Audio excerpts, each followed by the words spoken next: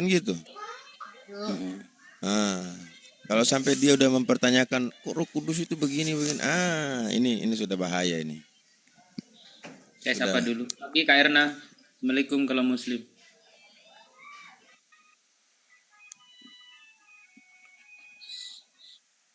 Enggak ada ini. Ini nih Balian aja Balian. Memang Saya mau Balian aja. bisa mau membuktikan kembali ke di pertanyaan saya pengadilan awal. kenapa Di dalam Bible itu kan kondisinya bukan banyak sebagai Tuhan Tuhan. berjanji. Sementara kita semua tahu bahwa janji Tuhan itu tidak mungkin dia ingkari. Kan betul ya? Iya. Iya. Sepakat saya. Kalau manusia ingkar janji, kalau Tuhan nggak mungkin ingkar. Bahkan kalau kita baca di Perjanjian Lama juga, ketika dikatakan dia bukan manusia, bukan anak manusia, dan masakan dia berfirman dan tidak melakukannya, kan gitu. Iya. Artinya dia berjanji dan tidak menepati. Nah, di sini kalau saya ambil dari Matius ya, Markus ya. Markus lagi. Matius 21 nomor 2 sampai nomor 3. Nah, ini masalah pergilah ke kampung yang di depanmu itu, dan di situ kamu akan segera menemukan seekor keledai betina tertambat dan anaknya ada dekatnya. Lepaskanlah keledai itu dan bawalah keduanya kepadaku. Dan jikalau ada orang menegur kamu, katakanlah Tuhan memerlukannya, ia akan segera mengembalikannya. Nah, pertanyaan saya udah dibalikin belum? Itu pertanyaan basi ya, udah lama banget. Iya, makanya kita tuh berangkat dari tadi, Tuhan nggak mungkin ingkari janji, kan gitu. Nah, berarti di sini dia berjanji akan mengembalikan, kan gitu. Nah, pertanyaannya sudah dibalikin belum? Ya sudah. Nah, di mana dalilnya, datanya? Ya jadi Tuhan itu nggak meski dia harus mengembalikan secara terang-terangan. Jadi dipinjam 1, dikembalikannya 10 berlipat-lipat gitu. Oh, Nah, di mana bagaimana dalil? cara mengembalikannya itu rahasia Tuhan. Oh, harusnya ditulis dong. Nggak semua Setelah- itu harus tertulis. Enggak, Udah masalahnya dipinjam, gini loh. dikembalikan. Masalahnya gini, Balian. Masa panu satu perikop? Coba. Panu aja satu perikop loh. Serius, coba baca. Panu ya, penyakit kurap satu perikop. Ah, Janda-janda satu perikop. Rambu-rambu jalan satu perikop. Enggak ada apa ya? Mau dibilang ya juga sama. bukan hal-hal yang Menikahi janda juga satu perikop. ya menikahi janda. Ini loh, tinggal tambah satu kata aja di bawah. Dan Tuhan telah mengembalikannya, kan selesai. Iya, Enggak butuh satu selesai. perikop. Sama halnya ketika gini, 31.000 ayat dalam Bible itu dari Perjanjian Lama dan Baru. Coba, udahlah yang lama kita tutuplah karena tidak berbicara Iya. tentang Yesus dalam artian nama Yesus. Perjanjian Baru. Masa Tuhan ketuhanan Yesus baik. itu, ketuhanan Dari Yesus itu Yesus. hanya 3 biji atau 4 biji aja, dan itu pun ambigu loh. Maaf, Nah, ini yang jadi pertanyaan saya itu, kok ada agak lain ya. Gimana sih Tuhan kayak sembunyi-sembunyi gitu loh. Tinggal akuin loh. Kan pada saat itu dia mau mengaku Tuhan bukan Tuhan, tetap dia dimetongkan karena memang orang Yahudi itu tidak menerima dia. Jadi tidak Iya. ada hal yang harus dia pikirkan gitu loh. Oh, kalau dia mengaku Tuhan, oh dia dimetongkan sudah. Ya sama aja dia mengaku atau tidak mengaku, tetap endingnya N kan gitu kan. Menurut iman Kristen. Hanya pandangan berbeda antara pandangan orang Kristen dengan pandangan orang Yahudi, ya, ahli-ahli Torah, orang Farisi itu memandang bahwa Yesus ini sebagai penghalang sehingga ia harus dimetongkan. Sementara orang Kristen mengatakan dia harus metong supaya bisa menebus dosa. Ini kan pandangan yang berbeda. Nah, justru itu saya mau mengatakan apa sulitnya dia tinggal bilang saya Tuhan, ya kan?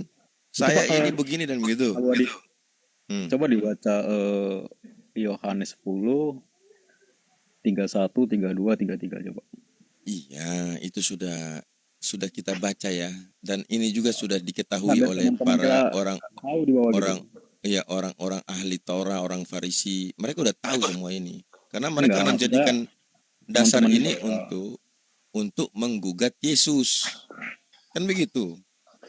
Justru inilah kenapa dia dibawa di pengadilan, gara-gara kata-katanya dia ini sudah aku dan Bapa satu, terus begini segala macam kan. Karena memang tadi saya bilang pandangan orang Yahudi, Yesus ini penghalang, penghambat mereka, batu sandungan bagi mereka. Jadi orang ini harus disingkirkan. Nah, itu pandangan mereka pada saat itu bersama-sama dengan Yesus. Tapi pandangan orang Kristen beda lagi. Pandangan orang Kristen, dia harus mati supaya bisa menebus dosa. Kan itu. Nah, Bentar. Di iman Islam, Isa itu kapan diserupakan gitu?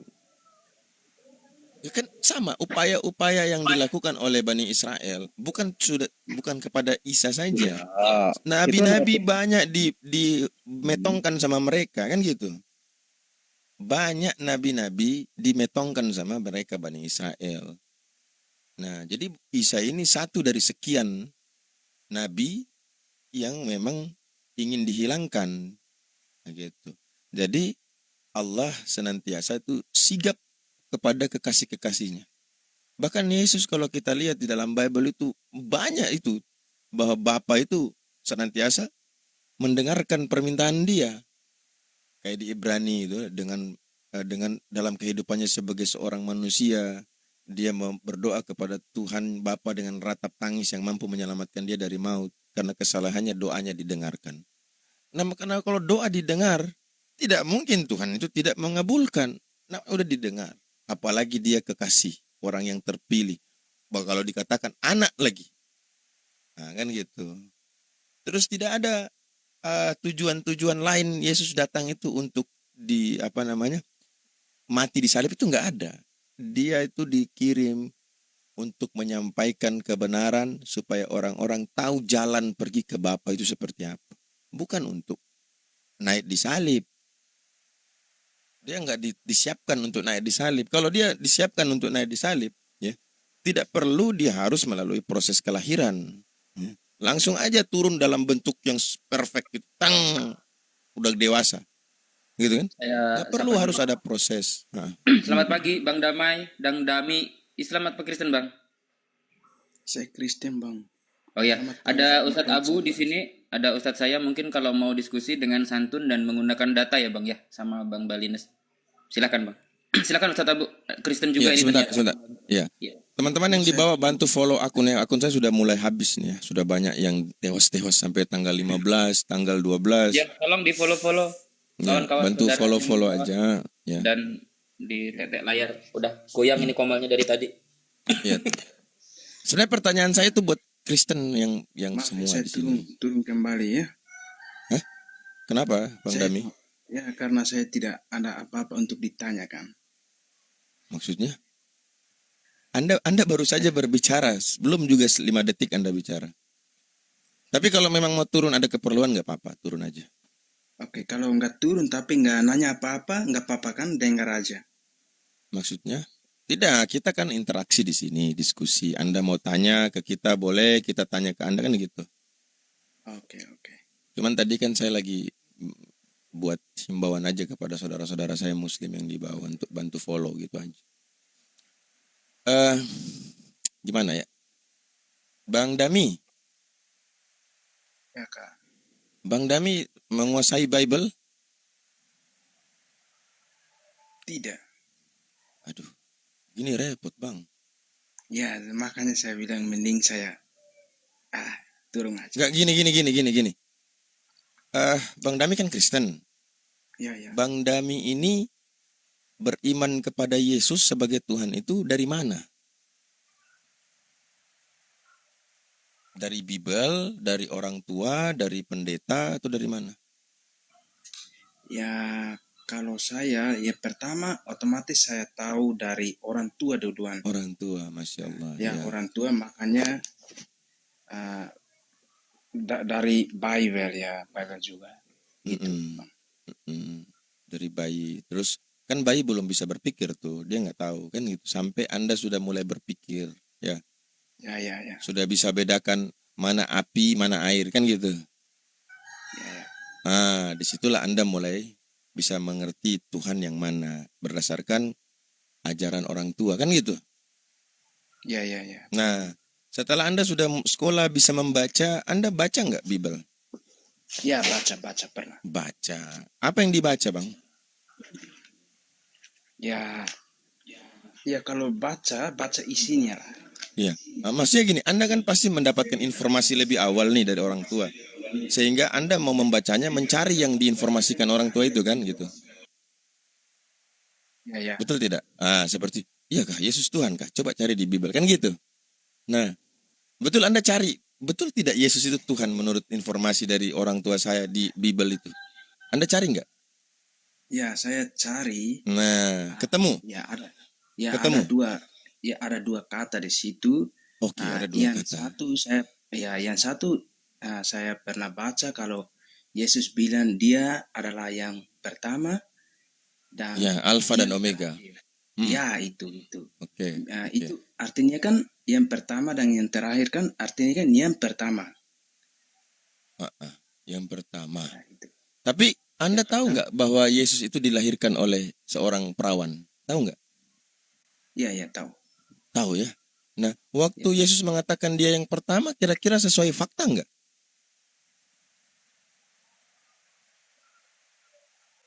Sesuai nggak dengan fakta?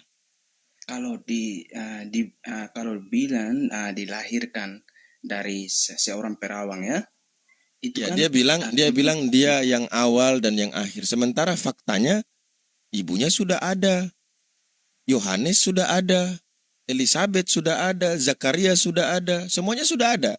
Terus baru dia ada. Kira-kira sesuai fakta nggak perkataan dia dengan kenyataan itu?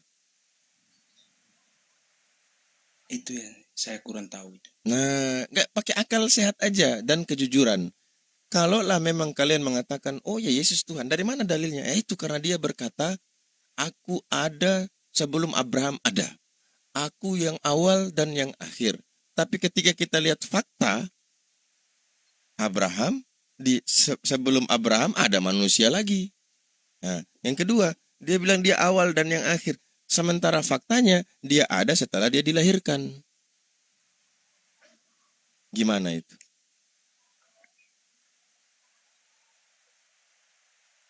Bang, saya kasih abang analogi bang. Abang tahu biasa tuh coklat yang bulat-bulat itu ada warna kuning, merah, hijau, tahu nggak? Caca, tahu? Caca. Saya buka bungkusnya, saya keluarkan isinya, saya pergi ke kandang kambing bang. Saya ambil kotoran kambing, kan bulat-bulat juga kayak itu. Saya masukin dalam itu, saya tutup lagi. Saya datang ke abang, bang ini caca. Abang lihat bungkusnya, iya caca. Abang buka dalamnya, iya bulat-bulat. Apa ketika abang makan langsung abang ngerasa, loh kok nggak ada coklatnya? Tapi abang tetap yakin aja, udah ini caca aja lah. Ini kan bungkusnya caca. Apakah kayak gitu abang? Kayak gitu abang. Kan pasti abang akan bertanya, apa benar ini caca ini? Kok lain yang sama yang lain ya? Nah, dari situ kan abang pasti penasaran. Coba-coba beli lagi satu bungkus. Nah, baru abang bandingkan tuh. Oh, ternyata yang ini nih bukan caca, ini tai kambing ini. Gitu kan bang? Sebagai manusia yang normal ya, manusia normal itu akan berpikir seperti begitu. Kalau hewan itu dia punya insting. Kalau manusia punya feeling. Nah, siapa yang menggerakkan feeling ini? Ya akal dia, akal sehat dia. Sehingga dia punya feel gitu. Ini benar nggak ini? Tai kambing ini caca. Nah kalau orang yang sudah mati itu akalnya, dia akan makan aja walaupun pahit di mulutnya, walaupun rasanya beda dari coklat karena dia udah tahu ini caca. Dia udah yakin ini caca, dia hantam aja. Nah, gitu. Gitu Bang Dami, paham ya?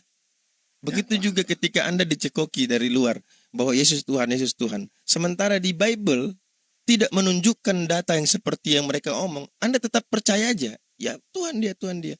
Nah sama dengan tadi logika coklat caca tadi.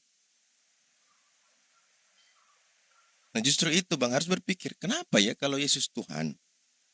Masa di Bible sebanyak setebal ini kok gak ada ketuhanan Yesus itu secara eksplisit, secara jelas. Semua lewat hal-hal yang ambigu. Tahu ambigu, tahu nggak ambigu? Tahu bang. Ambigu itu bisa ditarik kemana-mana artinya. Orang ini dia bisa menarik menurut pemahaman dia. Orang ini menarik. Coba saya mau tanya Anda contoh eksplisit. Yesus berkata dalam Yohanes 13. Yohanes berapa itu? Yohanes 7 atau Yohanes berapa itu? Yohanes, saya sampai balik lupa. Yohanes 17 ya. Nah, kita baca aja ini. Yohanes 17:3. Inilah hidup yang kekal. Itu, yaitu bahwa mereka mengenal Engkau satu-satunya Allah yang benar dan mengenal Yesus Kristus yang telah engkau utus. Kira-kira mau bisa nggak ditarik kemana-mana itu dalil ini? Bisa nggak? Udah nggak bisa, semua pasti setuju dengan dalil ini. Ini namanya eksplisit. Bahwa betul Yesus utusan, bahwa satu-satunya Allah yang benar, cuman dia yang mengutus Yesus. Udah nggak bisa ditarik kemana-mana sudah. Tapi kalau aku dan Bapa satu, Bapa di dalam aku, ini masih bisa ditarik ini. Bahkan dibuat lagi pertanyaan yang banyak. Maksudnya apa? Satu apa? Ya kan? Aku dan Bapa dalam aku dalam Bapa, dalam seperti apa? Bagaimana? Tapi kalau ayat tadi ini, inilah hidup yang kekal itu. Yaitu bahwa mereka mengenal engkau satu-satunya Allah yang benar dan mengenal Yesus Kristus yang telah engkau utus. Nggak tanya lagi. Maksudnya satu-satunya Allah itu yang bagaimana? Maksudnya Yesus Kristus yang utusan itu bagaimana? Nggak ada pertanyaan kayak begitu. Nah, inilah membuktikan bahwasanya Yesus itu dituhankan. Paham nggak dituhankan? Paham, Bang. Orang dengan keimanannya dia meyakini sesuatu itu hak dia. Paham ya? Tidak ada manusia lain yang bisa memaksa atau melarang dia untuk meyakini sesuatu. Apalagi kita bicara Indonesia, diatur dalam undang-undang bahwa negara menjamin warganya untuk berkeyakinan. Artinya dia mau yakini itu botol kecap Tuhannya, dia mau yakini cermin kaca itu Tuhannya, nggak boleh ada yang larang. Itu keyakinan dan itu hak dia sebagai manusia. Yang jadi persoalan ketika yang kau tuhankan itu, ya. Ini saya tanya abang aja sebelum jauh. Abang kalau lihat ada orang nih, abang kan Kristen, ya. Ada orang lain, ya ada orang lain, ada sekelompok orang lah, mungkin 10 orang, 20 orang. Mereka taruh botol aqua di tengah-tengah baru mereka sembah botol aqua itu. Logika abang mengatakan mereka ini wajar atau normal atau sudah nggak normal? Nggak normal, Bang. Nah, pintar. Kenapa? Kenapa bang? Karena yang abang persoalkan bukan iman mereka, tetapi tentang apa yang mereka imani. Betul nggak? Ya, betul, Bang. Nah, pasti pertanyaannya, masa botol aqua dituhankan? Masa disembah? Kan gitu. Orang botol aqua aja nih buat taruh air minum, dibikin di pabrik. Kan gitu logikanya. Nah, coba baliklah ke abang. Masa Yesus yang dilahirkan, ya kan?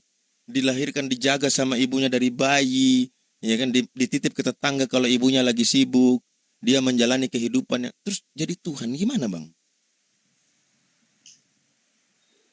Masuk nggak akal? Nah, sementara dasar Yahudi, dasar Judaism dalam kitab Torahnya itu disebutkan loh. Tuhan bukanlah manusia, Tuhan bukan anak manusia. Tidak ada yang serupa dengan setara dengan dia. Hendak dengan siapa engkau menyamakan dia? Tidak ada yang sanggup menampung dia, langit dan bumi. Bayangkan, kalau langit dan bumi saja tidak bisa menampung dia, bagaimana mungkin rahim bisa menampung dia? Coba berpikirlah. Apalagi coba Anda pikir orang-orang ya, Bani Israel itu orang cerdas-cerdas, betul tidak? Cerdas nggak? Dua agama mengakui bagaimana kecerdasan mereka Bani Israel. Anda setuju? Setuju nggak Bani Israel itu orangnya cerdas-cerdas? Setuju nggak Dami? Setuju, saya pun setuju. Bayangkan secerdas itu, ya, secerdas itu hanya dikibulin, dibohongin dengan satu kalimat yang lucu gitu loh. Bahkan anak kecil pun nggak percaya bahwa Tuhan jadi manusia masuk dalam kandungan. Bagaimana mungkin orang Bani Israel yang cerdas-cerdas itu bisa dikibulin dengan hal yang kecil itu? Betul nggak? Anak kecil aja bertanya loh. Coba lihat di VT. Ada perempuan di Amerika itu, anak kecil itu. Dia lagi baca Bible, terus dia what? Dia bilang what? Tuhan belajar tentang dirinya. Anak kecil loh, apalagi Bani Israel yang pintar-pintar itu, cerdas-cerdas itu. Apalagi tambah lagi mereka sudah punya dasar sebelumnya. Siapa yang melihat, tidak ada sanggup melihat Tuhan, yang melihat Tuhan mati. Terus tiba-tiba datanglah nih Tuhan lahir. Nah, coba Anda berpikir kenapa Kristen tidak tumbuh di tempat Yesus mengajar? Karena mereka cerdas-cerdas, nggak mau menerima Kristen dalam keyakinan seperti itu. Dia di luar, lebih dekat kepada Yunan. Kenapa? Karena memang dasar konsep keimanan Yunani sama dengan pengajaran Kristen, bahwa Tuhan menjadi manusia. Di dalam Kisah Para Rasul 14 nomor 10. Dewa-dewa turun ke tengah-tengah kita dalam rupa manusia. Coba bayangkan. Kristen mengatakan bahwa Yesus bukan manusia biasa. Dia bisa menghidupkan orang mati. Dia bisa berjalan di atas air. Dia bisa menyembuhkan orang buta. Orang lumpuh berjalan. Orang tuli mendengar. Orang waras jadi tidak waras. Salah, kembali. Orang tidak waras jadi waras. Nah, Bahasanya itu 11-12 loh dengan Yunani. Itulah kira-kira. itu dia. Mana Jadi mungkin Yesus membuat orang yang celaka jadi bagus. Tidak mungkin dia bikin orang yang normal akalnya jadi tidak normal. Ya kan? Nggak mungkin. Nah, kalau kalian menuhankan Yesus seolah-olah Yesus sedang membuat orang waras jadi tidak waras. itu udah jauh tuh Pak Ustadz. Itu udah jauh Pak Ustadz. Gini aja Pak Ustadz. Dalam hal keyakinan mereka, nah ini Bang Dami boleh tanya ya. Gini, Bang Dami sering nggak baca Alkitab Abang? Menurut keyakinan Abang? Ya, baca. Nah, Ya. sebanyak dari sekian banyak ayat-ayat menurut dari keyakinan Kristen, ya, itu rata-rata banyak ayat-ayat palsu. Ya, kenapa saya katakan seperti itu? Selalu disadur nama-nama, ditambah dengan nama-nama. Contoh, Abang mohon maaf Bang ya, Abang sekolah kan, ini mohon maaf kita logika kita pakai. Ya. Nah, gini Bang Dami, di dalam ini selalu loh Kristen berkata dalam untuk pengucapan kosakata berbahasa ya, selalu menggunakan bahasa seperti ini. Di dalam kitab Paulus, ya kan gitu ya seringnya. Di dalam kitab Yohanes, kan selalu gitu tuh. Paulus, Yohanes, Matius, ya gitu ya. Nah, langsung disadur dengan kata-kata Yesus berkata. Kan gitu ya Bang ya. Tuhan Bapa lebih besar daripada Yesus. Kan ada tuh di ayatnya. Pertanyaan saya Bang cuma gampang kalau kita berpikir logika. Di saat perkataan dalam surat Paulus, apakah ini ada si Yesusnya di sampingnya Bang?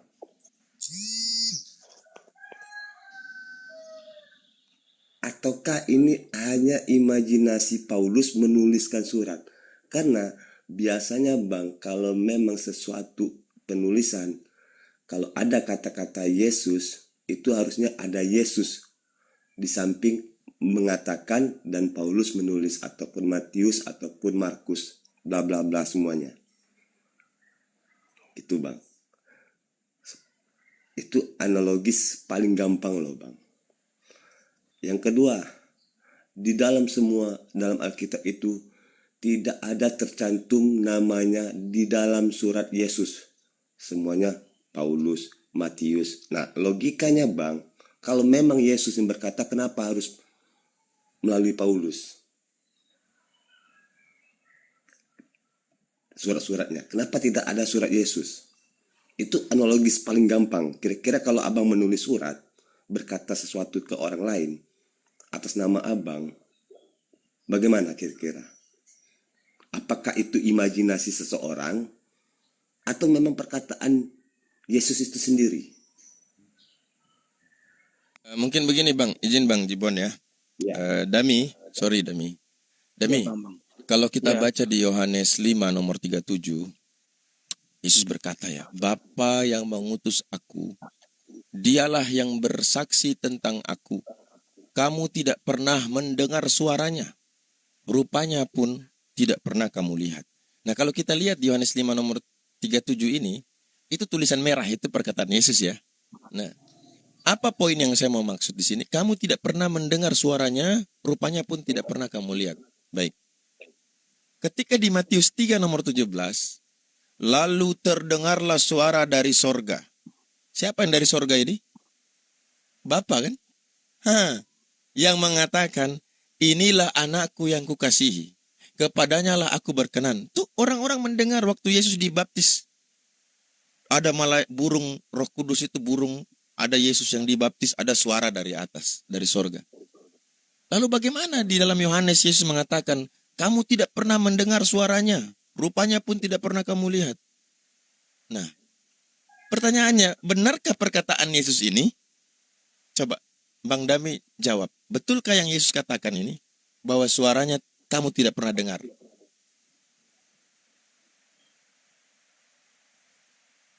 Ayo Bang Dami, pakai akal, jujur. Ya pakai akal ya, bukan pakai asumsi gitu loh Bang Dami.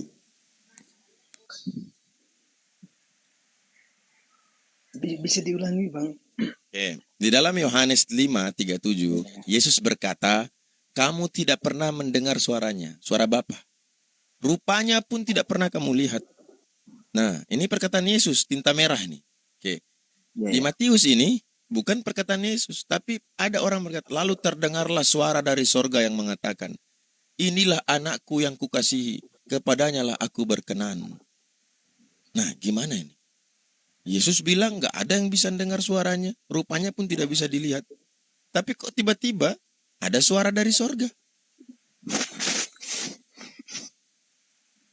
Yohanes ini kitab paling terakhir ditulis. Matius kitab yang pertama. Ya kan? Matius, Lukas, Markus, baru Yohanes. Nah, di dalam Matius terdengar suara. Tapi terakhir yang ditulis, itu Yesus berkata, kamu tidak pernah mendengar suaranya. Rupanya pun tidak pernah kamu lihat. Nah, kira-kira perkataan Yesus yang benar atau yang ditulis oleh Matius?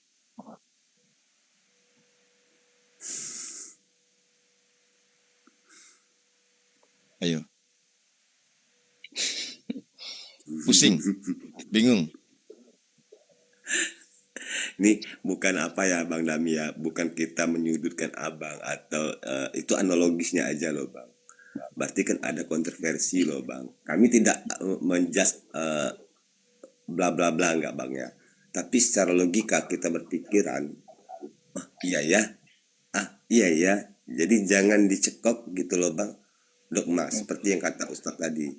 Caca yang ada coklatnya, dibuka bungkusnya yang warna coklat, dibuang, masukin ke kandang kambing, dimasukin apa.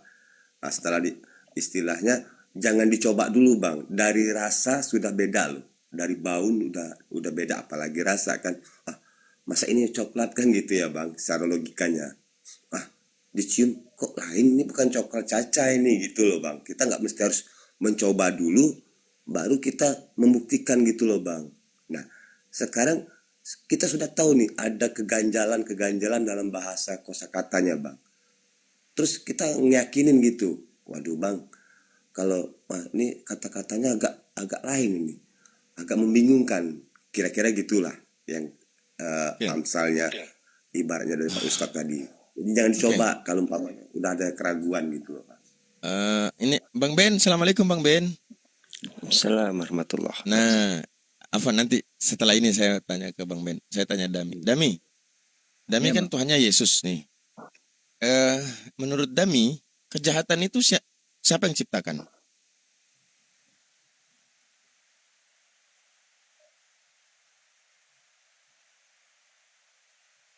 Kejahatan diciptakan Tuhan atau tidak? Gitu aja saya ulang pertanyaannya. Menurut saya tidak. Oke, dalam keyakinan Kristen kejahatan tidak diciptakan oleh Tuhan. Baik. Tapi menurut orang Judaism kejahatan diciptakan. Tapi menurut saya Bang. Tapi menurut Tuhannya Judaism itu diciptakan kejahatan itu. Betul nggak Bang Ben? Ya, buka aja Yesaya 45. Ya, Yesaya 45 nomor 7. Iya. I form the light and create darkness. I make peace and create evil. I the Lord do all these things. Aku membentuk terang dan menciptakan gelap. Aku mendatangkan kedamaian dan aku menciptakan kejahatan. Akulah Tuhan yang membuat semua ini. Nah, berarti Tuhannya sudah beda nih.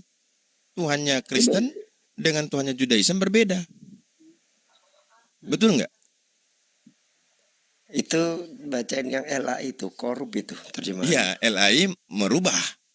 Hmm, LAI rubah bahwa korup. yang di situ menciptakan nasib malang, nasib mujur, nasib malang. Mana ada? Kita buka aja di bawah ya. Nasib malang 07451. Rah. Apa artinya rah, Bang Ben? Ya, jin ya. Jadi ini korupnya nanti di mana kita lihat lah. Bentar saya buka original teksnya. Izin bentar. Di situ dikatakan Yosher or Ubor Hoshek Oshe Shalom Uborah Hashem Oshe Kol Eleh. Saya coba bantu terjemahkan literal ya. Jadi Yosher itu aku yang menciptakan. Or terang atau cahaya. Uborah ubor dan aku menciptakan ubor Hoshek dan aku menciptakan Hoshek itu kegelapan. Oshe Shalom, aku menciptakan kedamaian.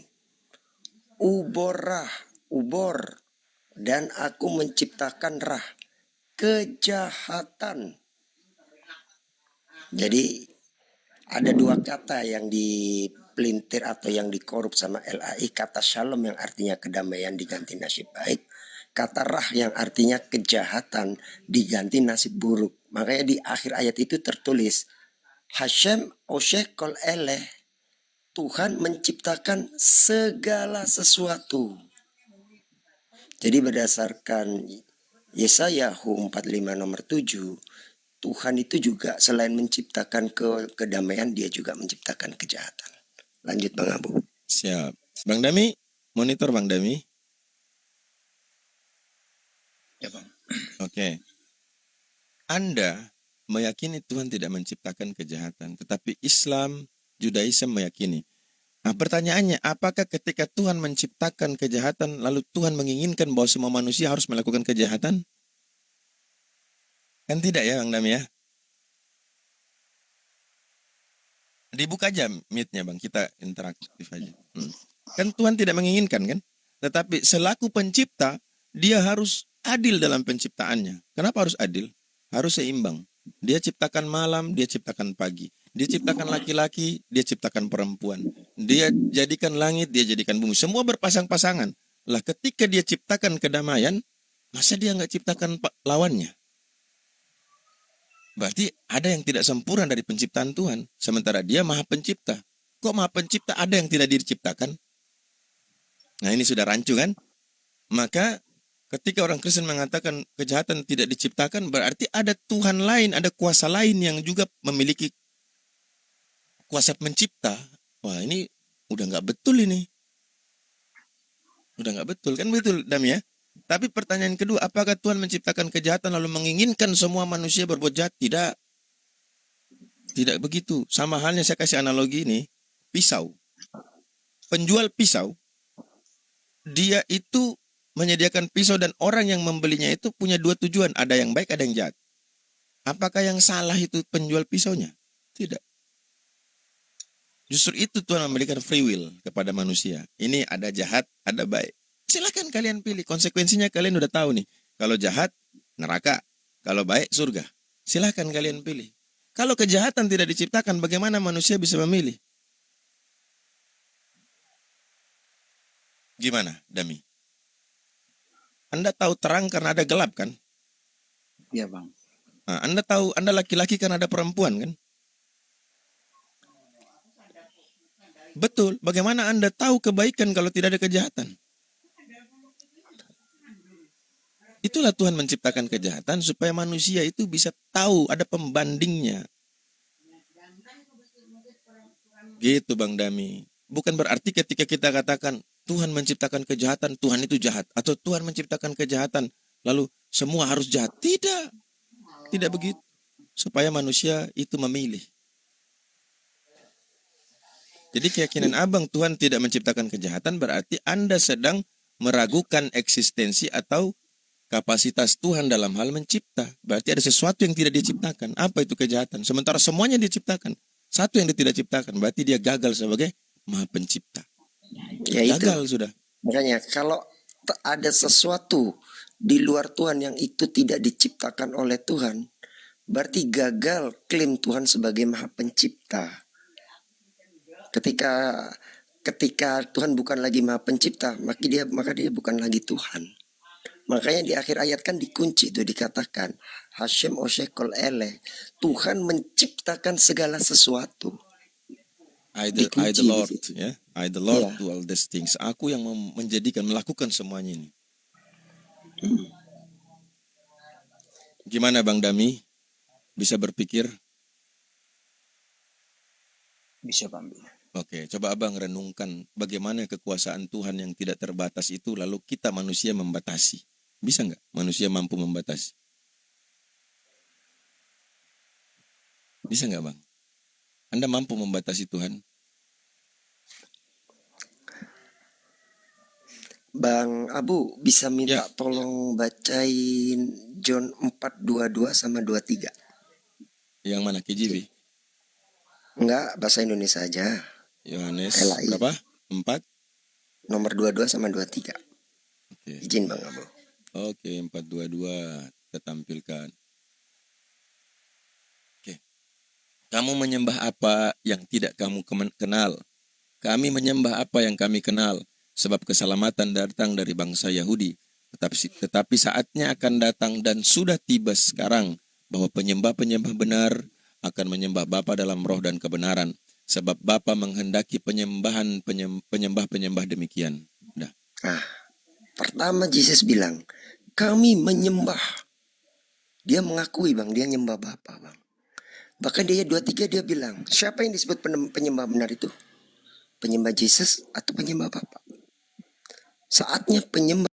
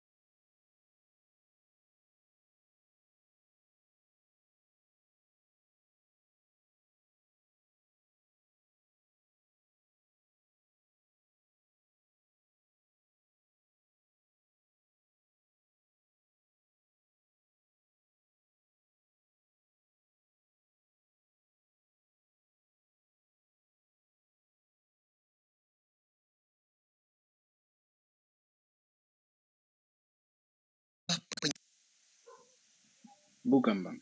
Bukan. Kalau bukan ateis berarti dia punya Tuhan kan?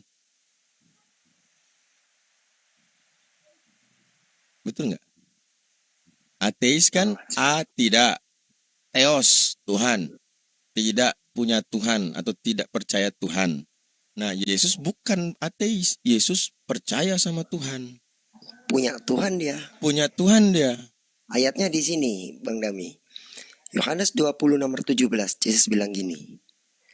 Aku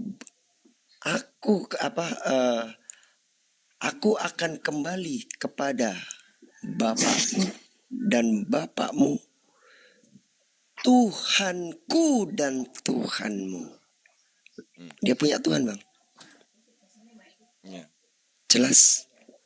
Itu waktu ngomong ke Maria kan, dia katakan pergilah muridnya. kepada saudara-saudaraku dan katakan kepada mereka bahwa sekarang aku akan pergi kepada Bapakku dan Bapamu, Tuhanku. Tuhanmu dan Tuhanmu. Dia punya Tuhan Bang. Jadi gak mungkin ada Tuhan punya Tuhan Punya lain. Tuhan. Itu sesuatu yang gak make sense. Sangat jelas ya bahwa segala sesuatu yang dilakukan oleh Yesus adalah pemberian. Tuhan tidak diberi, Tuhan itu memberi. Sepakat nggak Bang Dami?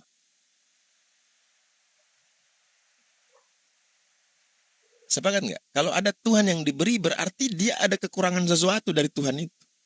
Sehingga dia harus diberikan. Berarti yang memberikan ini yang memiliki otoritas paling tinggi. Iya kan? Betul nggak? Ya Bang.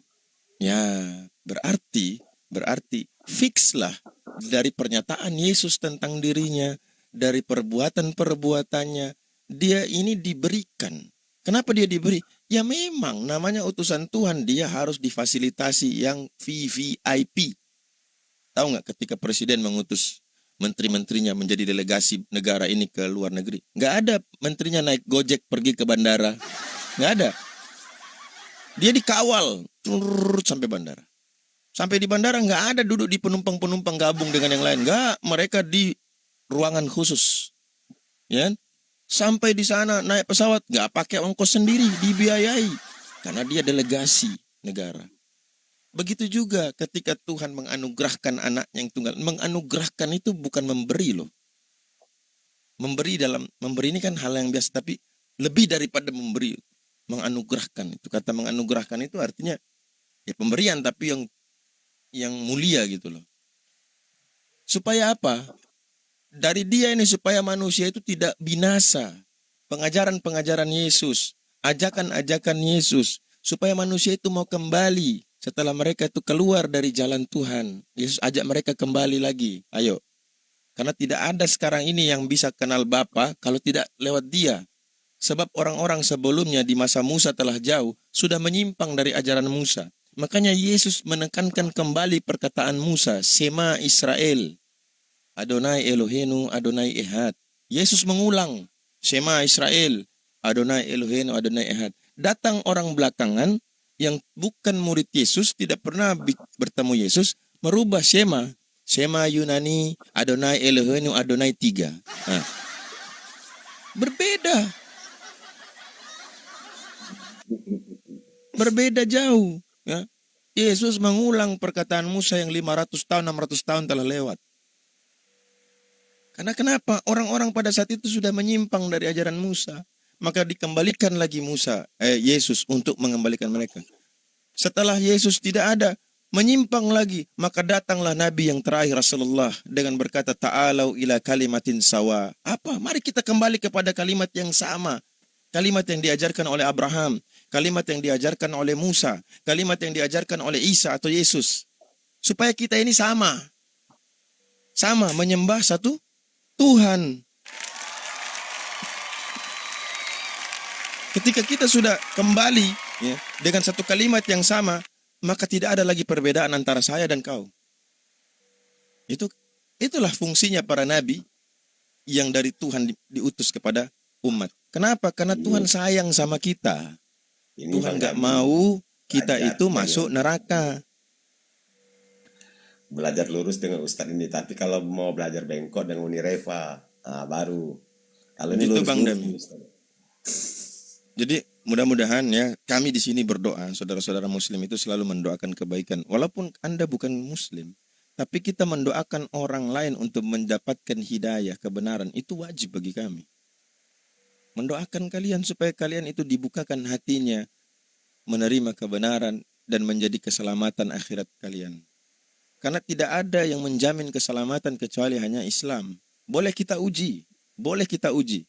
Dengan pendeta pun saya berani uji. Siapa agama mana yang betul-betul ada keselamatan? Kristen atau Islam? Berani kita buktikan. Saya kasih sampel. Contoh satu. Dalam keyakinan Kristen. Siapa yang percaya kepada Yesus, yang mati di salib demi menebus dosa-dosa kita, maka dia akan kekal dalam surga. Kan gitu? Oke, sekarang prakteknya. Kita ke praktek ini. Kalau tadi teorinya ya, klaimnya. Sekarang kita ke praktek. Ada orang Kristen, ya Anda tahu semua bahwa manusia itu tempatnya kesalahan. Ya kan? Tidak ada manusia yang nggak salah. Semua manusia salah. Dalam hadis Nabi dikatakan kullu bani Adam khata'. Semua anak cucu Adam pasti melakukan kesalahan. Wa khairul khata'un tawwabun. Sebaik-baik orang yang membuat kesalahan dengan bertobat. Nah, orang Kristen dia percaya Yesus 1000%, bahkan dikasih uang 100 miliar, mau dipotong lehernya mati, nanti kena Bennett lagi. Bahkan mau dihilangkan kepalanya, dia tidak akan pernah mengingkari ketuhanan Yesus. Lalu tiba-tiba dia melakukan sebuah kesalahan. Karena sebagai dia manusia, natur manusia itu membuat dosa kan, salah. Dia belum bertobat. Keok dia. kira-kira masuk surga apa neraka?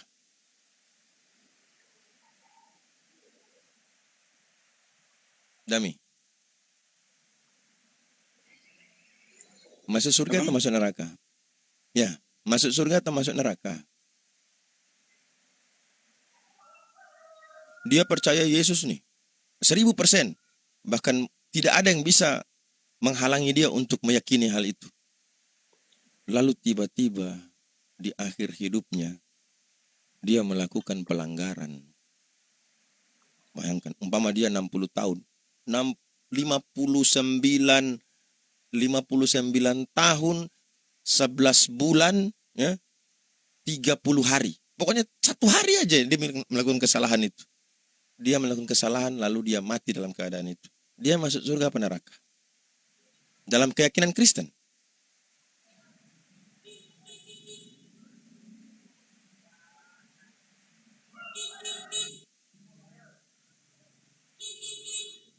Sulit bang, karena kedua jawaban Anda itu punya konsekuensi. Si malakama jawab masuk neraka salah, jawab masuk surga salah. Kenapa? Karena keyakinan Kristen yang membatasi jawaban ini. Apa itu? Bagi Kristen, keyakinan Kristen, neraka itu kekal, surga itu kekal. Betul kan? Betul nggak? Betul. Kalau dia jawab masuk neraka, kekal dia, berarti keimanan terhadap Yesus yang semodel itu tidak adalah apa-apanya, tidak bisa menyelamatkan. Kalau dia mengatakan bahwa dia masuk surga, maka konsekuensinya beriman kepada Yesus melanggar semua kesalahan, pelanggaran-pelanggaran, menerobos semua pelanggaran-pelanggaran. Aduh, kena pelanggaran lagi nih kayaknya. Nggak apa-apa, Lagi host. Nggak apa-apa. Udah aman, host. berapa kali? Di-backkan aja, host. Di-backkan aja. Bantu Nggak usah. tap-tap layar, kawan-kawan di bawah, bantu tap-tap layar ya. Kalau Itu bisa nggak apa-apa, kirim pelanggaran. mawar-mawar Gini, supaya host. kuat Komal. Izin, host buka 2 akun. Jadi yang akun host ini jangan ngomong, di mute. Yang akun satunya yang bicara. Kalau akun host ini ngomong, akan bisa mau dari report nanti. Buka 2 akun aja. Oke, kirim mawar-mawarnya ya di bawah biar kuat aku itu Komalnya sama tap-tap layar. Nah, sekarang Dami, pertanyaan ini saya pernah ajukan ke Pak Pendeta HT Yunus, terus siapa lagi tuh, Pendeta Dola, beberapa pendeta, dan mereka agak bingung untuk menjawab karena ya konsekuensinya tadi. Nah, beda dengan Islam. Islam itu menjamin keselamatan bagi siapa yang di dalam hatinya ada kalimat la ilaha illallah Muhammadur Rasulullah, walaupun iman dia itu hanya sebesar debu, hanya sebesar biji sawi, dia akan kekal di surga. Karena dalam Islam, ya, neraka bagi orang beriman itu tidak kekal sifatnya, kecuali dia batalkan keislamannya, maka itu kekal dia, kafir, musyrik, munafik, itu kekal. Tapi kalau masih ada iman di dalam hatinya, walaupun sebesar biji sawi saja, ya selaku pembuat pelanggaran dia harus terima konsekuensi. Karena surga itu tempat suci, sementara dosamu lebih banyak daripada kebaikanmu, maka konsekuensinya kau di dalam neraka dulu itu. Bersihkan semua, pertanggungjawabkan semua kesalahanmu. Baru habis itu kau bisa masuk. Sama di dunia ini, saya analisa di dunia ya. Di dalam negara kita ini kan ada namanya hukum. Konsekuensi hukum itu ada, makanya dibikinlah lembaga pemasyarakatan, penjara dan sebagainya. Nah, orang yang masuk itu kan berdasarkan putusan hukum atas pelanggaran yang dilakukan. Gitu. Ada hukum yang dia dipenjara seumur hidup, atau ada hukum yang dia harus dieksekusi, death, gitu kan? Ada orang yang cuma 3 bulan, 5 tahun, 6 tahun. Nah, seperti itulah konsekuensi dia. Tapi dia akan keluar. Berbeda dengan yang sudah dieksekusi, kamu sudah pelanggaran berat dan menurut aturan hukum, kamu harus dipenjara seumur hidup. Atau tidak, kau harus dieksekusi. Maka tidak ada lagi dia keluar dari situ. Selesai. Tapi yang di bawah itu semua, yang sampai 30 tahun, 20 tahun, tapi intinya dia keluar kan gitu. Nah, itu logikanya. Di neraka orang-orang yang beriman, ya. Beriman itu artinya meyakini Allah, meyakini Nabi Muhammad, itu beriman. Atau di masa sebelum Nabi Muhammad, dia meyakini Allah, dia meyakini utusan yang diutus Allah. Dia beriman kepada Musa sebagai rasul, dia beriman kepada Isa atau Yesus sebagai utusan. Mereka akan selamat juga. Itulah orang beriman. Nah, tapi kalau orang yang sudah membatalkan keimanan, ya sudah, kekal dia dalam neraka. Tetapi kalau Kristen, pertama, kekal neraka itu kekal. Mau siapapun dia, kekal. Nah, akhirnya apa? Ketika iman dia yang bukan, kalau Muslim tadi hanya sebesar biji sawi bisa keluar dari neraka. Kalau orang Kristen tadi bukan biji sawi lagi, udah sebesar bumi keimanannya kepada Yesus. Oh, masuk neraka juga. Berarti di mana ada keselamatan yang benar? Hanya di Islam. Hanya di Islam. Tidak ada keselamatan dalam Kristen, dalam Yesus itu tidak ada. Yesus hanya menjamin mereka yang mengikuti Yesus untuk menyembah Bapa. Itu Yesus jamin keselamatan bagi mereka. Tidak ada jaminan yang menyembah Yesus masuk surga, itu nggak ada. Yesus hanya menjamin mereka yang menyembah Bapa itu masuk surga. Coba cari dalam Bible, siapa menyembah Yesus, Yesus jamin masuk surga. Ada nggak dalilnya? Dibuka dari Kejadian sampai Maleaki, dari Matius sampai Wahyu, nggak ketemu. Nggak ketemu. Bagaimana caranya bapak-bapak gereja meyakinkan manusia supaya percaya? Mereka membuatlah ya ideologi 3 tadi. Bahwa menyembah Bapa juga sama dengan menyembah Yesus. Itu dibuat. Padahal kita lihat keseluruhan pengajaran Yesus tidak ada tentang penyembahan dirinya. Dia menyembah Bapanya yang mengutus dia. Dia mengajarkan tentang monoteisme. Dia mengulang skema yang diucapkan oleh Nabi Musa.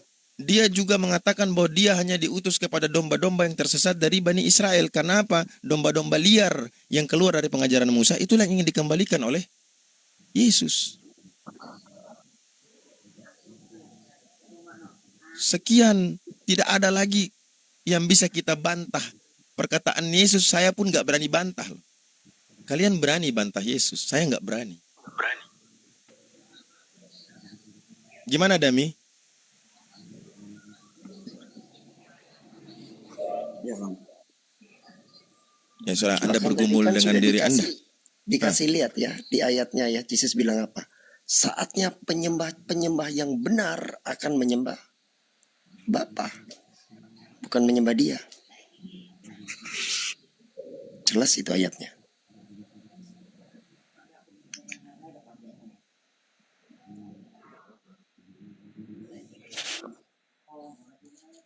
Silakan Bang Dami, mungkin ada yang mau direspon atau ada pertanyaan lagi, mumpung ada Bang Abu ini. Saya ada pertanyaan gini, kalau yang tentang surga dan neraka tadi yang bilang kalau kita mengimami kita bisa masuk surga, kan tadi bilang begitu Abu. Ya, betul. Kalau kita mengimami dan kita berbuat salah, balik-balikan itu kita bisa masuk surga. Itu berarti membiarkan kita boleh mengimam, tapi itu kan berarti membiarkan kita membuat kesalahan juga kan Bang. Saya mengatakan masuk neraka. Saya nggak bilang buat kesalahan masuk surga, nggak ada. Saya bilang itulah Islam. Masih ada iman dalam hati manusia itu, dia akan masuk surga walaupun dia harus terima konsekuensinya. Dia harus masuk neraka dulu nih. Karena tidak ada kekekalan bagi orang yang beriman di dalam neraka. Tidak ada. Tidak kekal orang beriman dalam neraka itu. Maksudnya Bang Abu gini loh, kalau dia seorang yang beriman, artinya dia berislam, punya syahadat di dalam hatinya, meskipun sebanyak apapun dosanya, benar dia akan dicuci dulu sampai bersih di neraka. Setelah dicuci bersih di neraka, ada saatnya suatu titik dia akan masuk surga. Artinya neraka itu tidak kekal bagi seorang yang beriman gitu loh. Beda dengan di dalam kekristenan di mana neraka itu kekal. Tidak peduli dia beriman, ketika di akhir hayatnya tiba-tiba dia melanggar, mati, kekal dia di neraka. Tapi kalau di Islam adil. Orang yang banyak dosanya, oke, you masuk neraka dulu, dicuci sampai bersih. Setelah dicuci sampai bersih baru masuk surga. Logikanya seperti ini Bang Dami. Selamat pagi, bro. Iya pagi. Iya pagi. Mute dulu Petra. Abu, Logikanya mute Ya, dulu ya, Petra. selamat pagi. Tolong dia di mute Os. Logikanya gini Bang Dami. Ketika Anda punya baju, Anda mau masukkan baju Anda ke dalam lemari. Yang saya tanya, apakah Anda akan mencampurkan baju bersih dengan baju kotor dalam satu lemari? Coba dijawab Bang Dami. iya bang. Tidak. Pasti baju bersih akan masukkan dalam lemari, baju kotor akan Anda laundry, Anda cuci. Baju kotor itu baru akan Anda masukkan ke dalam lemari ketika dia sudah bersih. Betul nggak? Itu analoginya. Lanjut Bang Abu. Gimana Dami? Menurut kalau begitu seperti saya yang berimam itu example ya. Kalau saya yang berimam aku itu membebaskan saya membuat kesalahan karena saya tidak takut karena apa nanti saya kan ada apa masuk masuk neraka buat dibersihkan itu memberikan aku hidup di dunia ini untuk membuat kesalahan. Itu pertanyaan aku. Baik, baik. Di dalam Al-Quran Allah katakan, jangan kalian menyangka kalian diciptakan begitu saja tanpa diuji. Semua harus diuji. Bukankah manusia memiliki daya untuk memilih? Oke? Namun disinilah fungsi daripada keimanan tadi. Dia meyakini Allah, dia meyakini Nabi Muhammad, dia meyakini Allah itu Maha Pengampun, Maha Penyayang, Maha Pengasih. Dia yakini, tetapi karena natur atau sifat manusia yang condong kepada kesalahan, yang dia tidak bisa kontrol, yang pada akhirnya dia akan menerima konsekuensi. Bukan dibiarkan. Tapi gini kan saya berimam bang. Oke, coba. Kan saya berimam. Ya, beriman. Lanjut bang. Ya, beriman. Baik, coba kita kembali ke Kristen. Kau beriman kepada Yesus sebagai Tuhan. Ya. Ya, sementara natur Anda adalah natur manusia yang pasti dosa, pasti melakukan kesalahan. Betul atau tidak? Betul bang. Betul. Tetapi ketika kau melakukan kesalahan tadi, akibat kesalahan tadi, imanmu tidak dihitung. Kau tetap di neraka. Adil nggak itu? Ya bang. Adil nggak? Yang saya bilang, 60 tahun, ya 59 tahun, 12 bulan, ya 11 bulan, 30 hari. Artinya keimananmu kepada Yesus, ya, itu 59 tahun, 11 bulan, 30 hari. Cuman 1 hari yang kau melakukan kesalahan. Imanmu nggak teranggap lagi. Yang 60 tahun kurang itu hampir itu nggak dianggap. Adil nggak kira-kira? Adil nggak? Ya itu ya.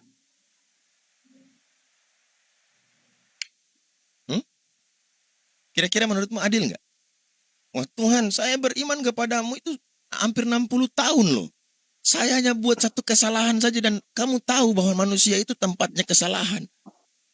Tempatnya berbuat salah. Iya kan? Terus saya masuk neraka kekal. Dalam Kristen kan kekal neraka itu. Nah bedanya dengan Islam apa? Neraka bagi orang beriman tidak kekal walaupun kesalahan dia sebesar bumi dan langit. Sebagai bentuk keadilan Tuhan, ya sudah kau pertanggungjawabkan dulu. Pertanggungjawabkan kesalahanmu. Selama masih kau beriman kepada Allah dan Nabi, maka kau akan diselamatkan walaupun kau orang yang terakhir masuk surga nanti. Tapi tetap kau akan mendapatkan jaminan kekekalan surga itu. Itulah Allahu Akbar. Maha besar Allah, Maha Pengasih, Maha Penyayang. Dan Allahu Ghafurur Rahim. Dia Maha Pengampun, dia lagi Maha Penyayang. Iya, tadi Kalau Allah sudah dianalogikan ya sama Bang Abu Adit ya. Kau ke neraka dulu Abu. Bentar, jangan Udah, jangan diam. jangan diam dulu. Petra, diam dulu. Diturunkan Saya aja, berhadapan dengan si kamu Petra, aja Os. Bu. Os diturunkan dulu aja biar nggak mengganggu. Os. Kalau Allah mau pengampun. tolong Ya diturunkan nanti dulu. nanti naik lagi. Nanti naik Diturunkan lagi dulu ya. aja biar nggak mengganggu. Iya. Jangan kalian benarkan Al-Quran. Jangan kalian benarkan Al-Quran. Saya ingin di sini Kristen buktikan Al-Quran salah. Dengan Jadi sama kelakuan dengan Petra tadi membenarkan Al-Quran. Kenapa saya katakan begitu? Bahwa dalam Al-Quran disebutkan ketika orang-orang menyampaikan kebenaran ya lewat ayat-ayat Quran, mereka orang kafir akan membuat gaduh, membuat ribut supaya orang tidak bisa mendengarkan. Jadi kalian membenarkan Al-Quran. Sementara keinginan kami, kalian harus membuktikan Al-Quran salah. Oke, lanjut Bang Ben. ya jadi seperti tadi konsep yang dianalogikan oleh Bang Abu Hadid. Ketika ada pencuri, dia mencuri. Satunya mencuri sendal. Satunya mencuri uang 1 miliar. Satunya memperkosa, satunya membunuh. Kalau dalam konsep Islam, masing-masing bobot kesalahannya akan ditimbang sesuai porsinya. Tidak mungkin antara pencuri sendal mendapatkan hukuman yang sama dengan seorang pemerkosa atau pembunuh. Tapi kalau dalam Kristen kan tadi jelas, sekali dia masuk neraka nggak peduli dia mencuri sendal, mencuri permen, kekal. Tapi tidak dalam Islam. Yang namanya Islam itu sangat menjunjung tinggi konsep keadilan. Jadi setiap kejahatan itu akan ditimbang dan diberikan porsi hukumannya yang sesuai masing-masing.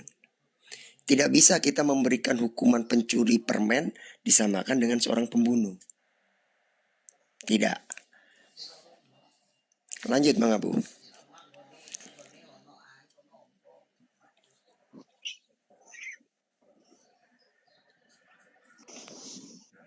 Udah Kemute mulai, itu Bang Abu.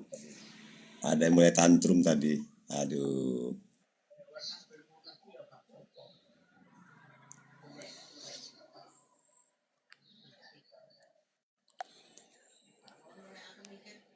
Ustaz Abu, monitor.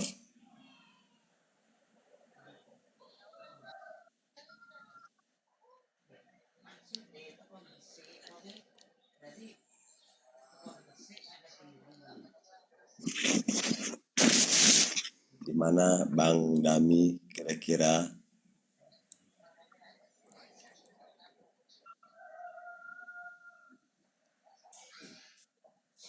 Ya. Silakan Bang Dami.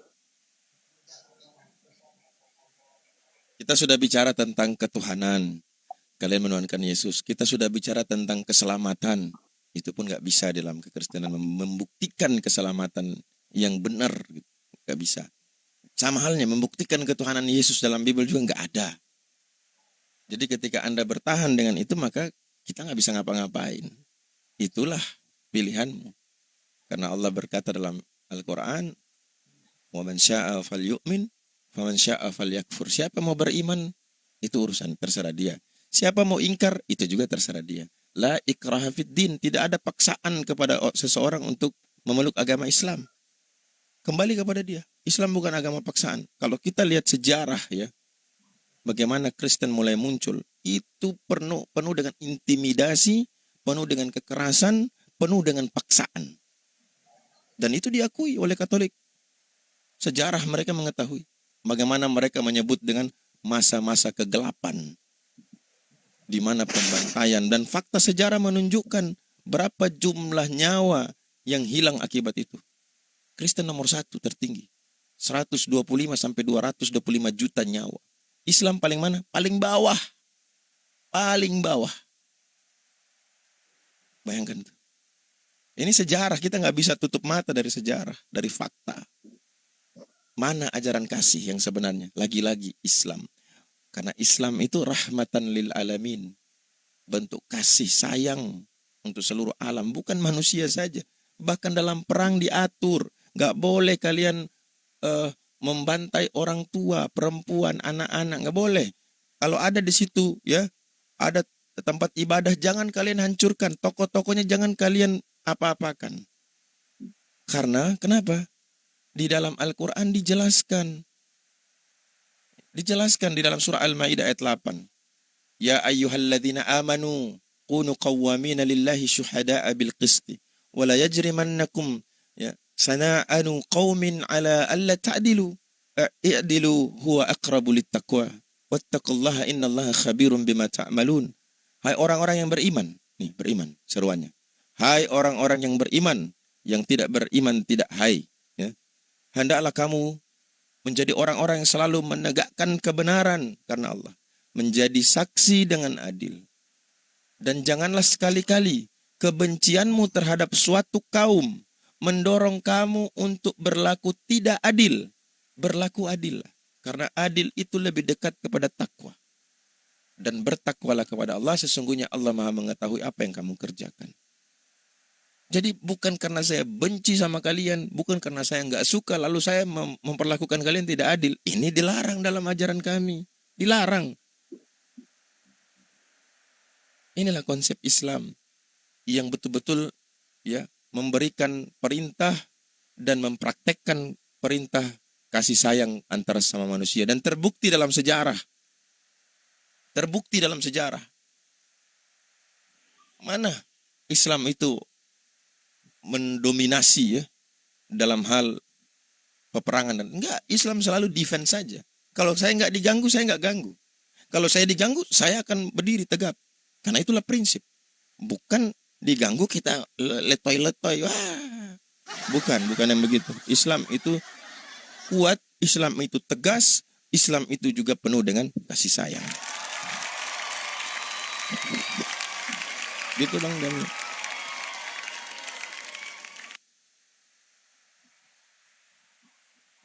Kira-kira ada nggak ajaran yang sama? Sebagai penutup dari saya, coba Anda renungkan. Ada satu ajaran di muka bumi ini yang Tuhannya itu mantan mayat, Rasulnya mantan penjahat, nama pengajarannya atau nama ajarannya itu adalah bentuk olok-olokan. Siapa itu? Ajaran mana itu? Coba Bang Dami pikir, ajaran mana itu? Yang Tuhannya mantan mayat, Rasulnya mantan penjahat. Nama ajarannya adalah bentuk olok-olokan. Lagi-lagi Kristen. Kristen. Kalian mengakui bahwa dia pernah mati dan bangkit. Berarti dia pernah mati, mantan mayat dia. Kalian mengakui bahwa Rasul Paulus itu dia adalah seorang rasul yang tadinya dia penjahat, mantan penjahat dia. Lalu Kristen dari mana? Itu pemberian olok-olokan buat pengikut Yesus yang kalian jadikan abadi sampai hari ini. Gimana itu Bang Dami? Coba berpikirlah. Ya, semoga Allah mudahkan, melembutkan hatimu dan memeluk Islam sebagai satu-satunya jalan kebenaran. Ya, sebagaimana saudara-saudara kita, ada Bang J di sini, ada adik J, ada adik Vini. Mereka yang belajar dan pada akhirnya mereka menemukan kebenaran yang hakiki. Kebenaran itu absolut. Dan kebenaran itu hanya datang dari Tuhan.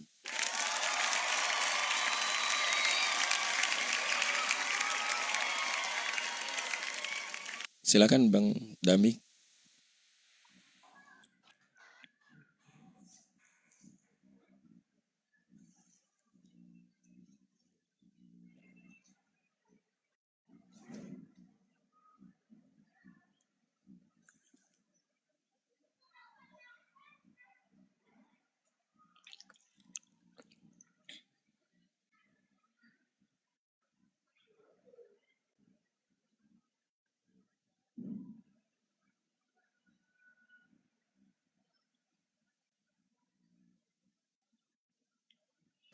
Silakan Bang Dami, mau pertanyaan apapun boleh, insya Allah akan dijawab oleh Ustadz dan gurunda-gurunda yang ada di atas sini.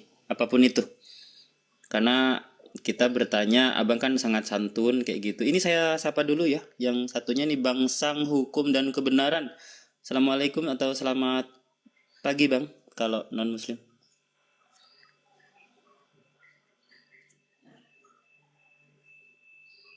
Halo, monitor.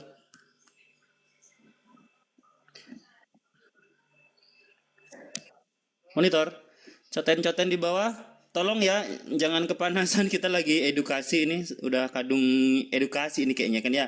Jadi jangan repot-repot, bantu tek-tek layar aja kalian, biar tercerahkan.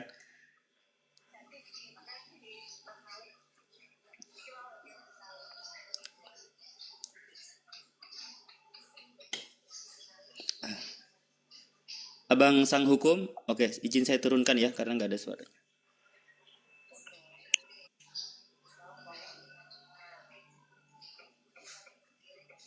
Silakan Bang Dami mau tanya atau mau menanggapi, silakan. Tidak.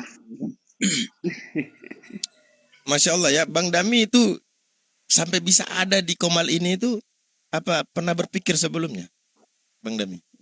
Nah, saya biasanya nonton kayak gini. Enggak. Hari ini, pagi ini, Bang Dami Ya, bisa ada di Komal ini. Apakah pernah berpikir sebelumnya bahwa saya akan Tidak, naik?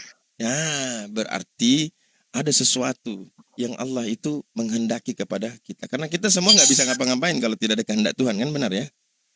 Berarti Allah berkehendak Anda hari ini kamu naik, lalu dengarkan kami di sini memberikan narasi kepada Anda. Yang akhirnya Anda menjadi bahan perenungan. Berarti apa? Allah atau Tuhan menginginkan kebaikan. Karena dalam hadis Nabi dikatakan, "Mayyuridillahu bihi khairan." Barang siapa yang Allah kehendaki kebaikan buat dia, yufaqihu fiddin. Allah akan memahamkan kepada dia agama, ajaran ini. Dengan cara mendengar, belajar. Jadi dimudahkan. Nah, Anda dimudahkan naik ke sini. Dari tadi kita ngobrol panjang lebar tanpa ada sesuatu yang kita saling sikut satu sama lain, kan gitu. Anda diam, tenang, mendengar, kami pun dengan tenang menjelaskan. Berarti ini bukan kehendak saya. Saya nggak berharap ada Kristen naik seperti Anda, lalu bertanya atau nggak ada. Nah, inilah yang dikehendaki oleh Tuhan. Maka ketika Anda mendapatkan kesempatan ini, apakah Anda masih mau menyanyiakan kesempatan ini? Minimal Anda berpikirlah, merenung. Berpikir, merenung. Apakah sudah benar iman saya? Apakah yang disampaikan oleh saudara-saudara muslim ini sudah benar? Maka disitulah tugas Anda sebagai manusia yang berakal untuk mencari tahu kebenaran itu. Gitu Bang Dami. Ya, Bang. Ya. Banyak di antara saudara-saudara Anda itu sudah memeluk Islam. Kenapa? Karena mereka merenung, mereka berpikir, mereka mencari tahu, sampai akhirnya kebenaran itu pun datang kepada mereka. Berbeda kalau dalam keyakinan Kristen, kami tidak memilih Tuhan, Tuhanlah yang memilih kami. Tapi sayangnya Tuhan memilih. Kok manusia miliaran di dunia ini, kok Tuhan cuma milih segelintir? Kan nggak bisa, berarti dia bukan Tuhan seluruh alam dia. Tuhan hanya Tuhan domestik. Tuhan hanya Tuhan selevel bupati aja, bukan presiden. Gitu. Benar kan, Dami? Tuhan itu kan kalau kita bilang ya, dia harus menguasai seluruhnya. Dia harus tunjukkan keadilannya kepada seluruh manusia. Gitu loh. Sebagai konsekuensi ketika nanti Tuhanmu yang benar, Yesus, masuk surga, masuk neraka saya akan protes Tuhanmu. Saya akan protes. Kalau memang Anda Tuhan, kenapa Anda hanya pergi ke Bani Israel? Anda sendiri yang berkata, Anda cuma utusan. Anda sendiri yang mengata, kamu cuma dipilih untuk datang ke Bani Israel, menyelamatkan domba-domba yang tersesat dari Bani Israel. Saya orang Indonesia. Nanti orang Afrika lagi protes, saya Afrika. Nanti orang Amerika, saya Amerika. Begitu, Tuhan dituntut. Harusnya di akhir zaman kami yang dituntut, tapi justru kebalikan, kami yang menuntut Tuhan. Sama halnya, ketika kalian meyakini bahwa dosa waris itu ada, akibat perbuatan Adam, saya akan menuntut Tuhan. Tuhan, saya nggak pernah minta sama Anda saya lahir jadi manusia kan? Kalau tahu saya jadi manusia dan sudah ada dosa, mending saya jadi tumbuh-tumbuhan aja atau saya jadi hewan sekalian. Saya nggak pernah meminta jadi manusia. Ketika saya jadi manusia, saya sudah pikul dosa. Gimana ceritanya? Saya nggak minta. Maka adakah manusia menuntut Tuhan? Itu bahan renungan sebenarnya banyak ya. Banyak bahan renungan yang itu tidak perlu harus dari mana-mana. Dari Bibelmu aja. Bahkan anak kecil aja itu dia langsung berpikir. Ketika dia baca di Bibelnya, Yesus belajar. Sementara dia dikasih tahu bahwa Yesus itu Tuhan. Maka selaku manusia, dia akan bertanya, apakah Tuhan belajar tentang diri Tuhan? Nah, anak kecil loh. Apalagi yang kita yang sudah dewasa, yang punya akal sehat ini. Gitu Bang Dami. Jadi insya Allah kalau memang Anda benar-benar jujur, gunakan akal sehat Anda, dan betul-betul berniat mencari kebenaran, ada kebenaran itu. Sudah disampaikan ya. Bahkan Yesus menyampaikan kebenaran loh. Tadi dibacakan sama Bang Ben, itu Yesus sampaikan. Yesus mengajarkan kebenaran tentang menyembahnya kepada satu Tuhan, tentang mengikuti seluruh kehendak Dia yang mengutus Yesus, Bapanya. Sebab Yesus berkata, dari apa yang Dia hakimi, apa yang Dia ucapkan bukan dari dirinya, tetapi dari Bapa yang mengutus Dia. Sehingga mengikuti perkataan Yesus sama dengan mengikuti kehendak Bapa. Apa kehendak Bapa? Menuhankan Yesus, menyembah Yesus? Tidak. Kehendak Bapa menyembah hanya dirinya kepada Dia, satu-satunya Tuhan yang benar itu. Karena itulah kunci atau jaminan dari hidup yang kekal. Betul. Dah kudoakan Betul ya? semoga. Betul. Hidup yang kekal Betul, itu Masya Allah. kutanya sama Yesus. Oh Yesus, kayak mana caranya hidup yang kekal itu? Hidup yang kekal itu artinya kan di surga kan ya? Ya Ustadz Abu ya. Nah, Yesus menjawab Yohanes 17 ayat 3. Inilah hidup yang kekal itu, yaitu bahwa mereka mengenal Engkau satu-satunya Allah yang benar dan Yesus Kristus yang telah Engkau utus. Kayak gitu. Itu Terus termasuk kehendak atau keinginan Bapak juga. Bapak ketika Bapak betul. tadi bilang penyembah benar adalah akan menyembah Bapak. Karena itulah yang Dia kehendaki.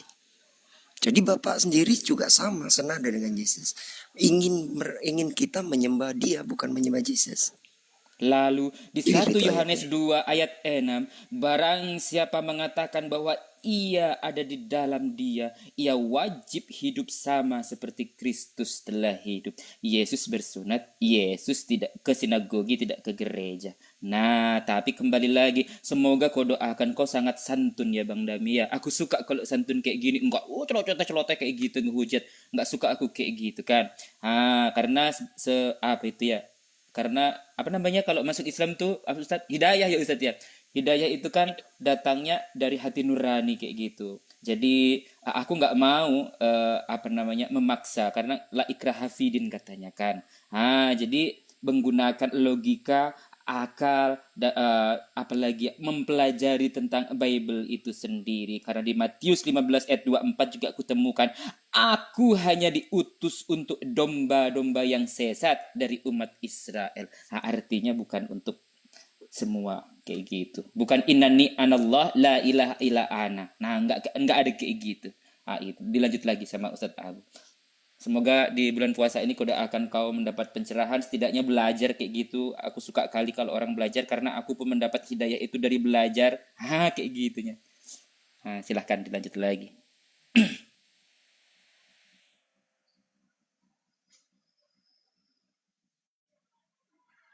Bang Ben, saya lupa itu bahwa Torah dan hukumnya itu hanya dimiliki oleh Bani Yakub. Betul ya? Itu di mana itu? Ulangan ya? Ulangan 33 nomor 4. Nah, coba saya pengen buka nih. Ulangan berapa? 33 nomor 4.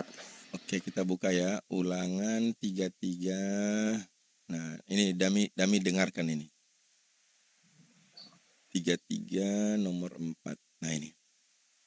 Musa telah memerintahkan hukum Torah kepada kita, suatu milik bagi jemaat Yakub. Berarti Torah ini hanya untuk Yakub. Betul tidak? Itu Bani Israel berarti. Keturunan Bani Yakub. Israel. Jemaat Yakub. Ya. Ya, Basoka, monitor. Aduh. Bising kali Ya. dia. Jadi ada yang ditanya, host dulu emang Oten? Ya, beliau ini Masya Allah ya. Alhamdulillah. Kami pun iri sama dia. Dia bisa menemukan kebenaran itu di usia dia yang sedang produktif ya, dalam arti 27 tahun ya, aku. ya, artinya kebaikan-kebaikan dia di masa lalu ditambah. Lalu dosa-dosanya dihapus. Kira-kira siapa yang gak iri kayak gitu? Saya iri. Tapi inilah kehendak Allah. Kita gak bisa melampaui itu kan gitu. Nggak ada lah logika. Mana ada logika Tuhan punya nonot pula. Masya Allah. Masya Allah. Aduh. Host lahir baru, ya. Host lahir baru. Hmm? Host Iya, lahir Bang. baru. Jadi bedanya gini, Bang. Kalau seseorang itu masuk Islam, semua dosanya dihapuskan, pahalanya tetap. Tapi ketika seseorang itu masuk Kristen, yang tadinya nggak dosa dapat ketimpa dosa waris. Bayangin coba kita pakai nalar aja. Mana yang lebih menguntungkan nih kalau kita pakai nalar? Lebih untung